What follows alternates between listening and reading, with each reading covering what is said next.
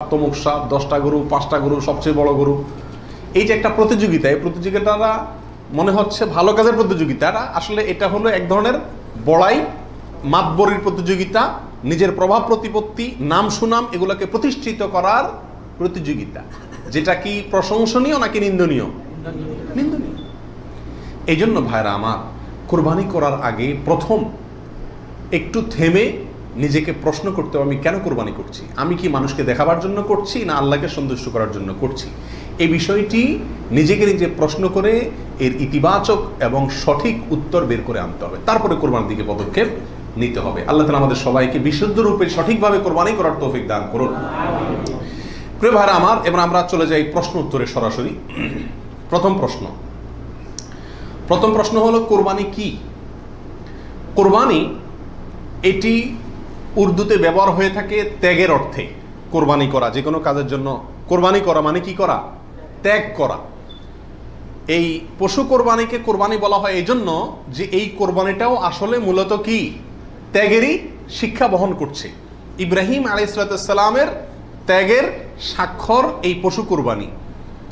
এর মাধ্যমে ইব্রাহিম আলাইহিস সালাম যে আল্লাহর জন্য বিশাল বড় ত্যাগ করেছিলেন, আল্লাহর কথাকে মানতে গিয়ে নিজের জীবনের সবচেয়ে বড় পরীক্ষার সম্মুখীন হয়েছিলেন এবং তিনি ত্যাগ করে পরীক্ষা উত্তীর্ণ হয়েছেন। এই কোরবানি যেহেতু তার স্বাক্ষর, সেই জন্য ওই আমাদের সমাজে উর্দুতে সচরাচর যে কোরবানি এই শব্দটি ব্যবহার হয় সেটাই প্রচলিত আছে, অর্থাৎ ত্যাগ করা, কোরবানি। আর আরবিতেও কোরবান শব্দটি আছে, যেটা কোরআনে আল্লাহ তাআলা ব্যবহার করেছেন।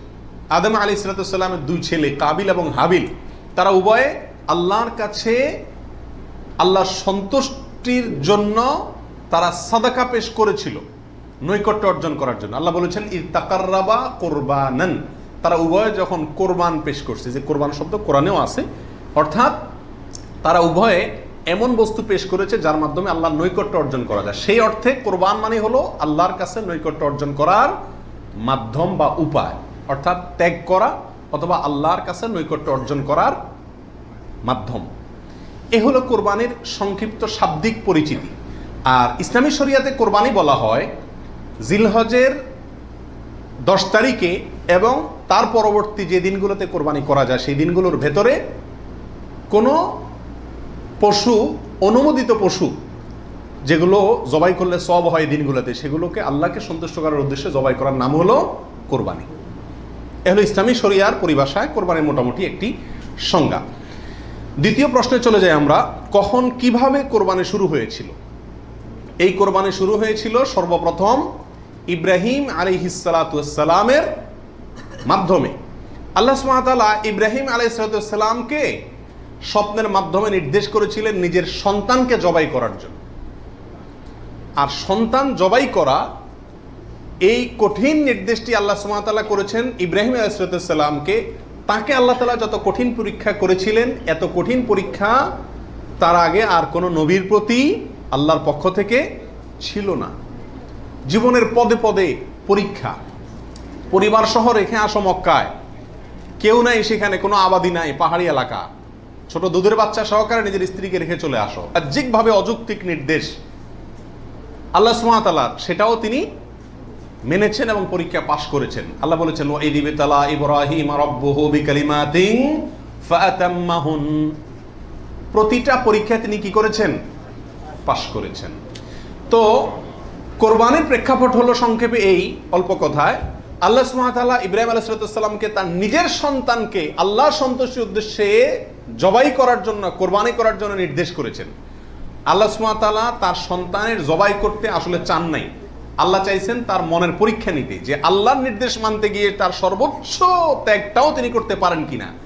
তিনি আলহামদুলিল্লাহ পরীক্ষায় পাশ করেছেন, তিনি রাজি হয়েছেন, গেছেন, ছেলেও পাশ করছে, মায়েও পাশ করছে।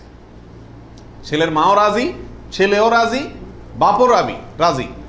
তো আল্লাহ সুবহানাহু ওয়া তাআলা গোটা পরিবারেরই পরীক্ষা নিছেন বলা যেতে পারে, এবং সবাই পরীক্ষা কি করছে? পাশ করছে। জবাই করতে গেছেন, আল্লাহ সুবহানাহু ওয়া তাআলা ছেলে তো জবাই হতে দিবেন না, এটা তো ছিল একটা পরীক্ষা মাত্র। আল্লাহ সুবহানাহু ওয়া তাআলা সেখানে অন্য একটা পশু, দুম্বা বা এই জাতীয় কোনো পশু আল্লাহ সুবহানাহু ওয়া তাআলা দিয়ে দিলেন। অন্য একটা পশু ওই ছেলের জায়গা আল্লাহ তাআলা দিয়ে দিলেন। ছুরি উনি চালালেন, এরপরে দেখলেন যে ছেলে দাঁড়ায় আছে, পশু জবাই হয়েছে।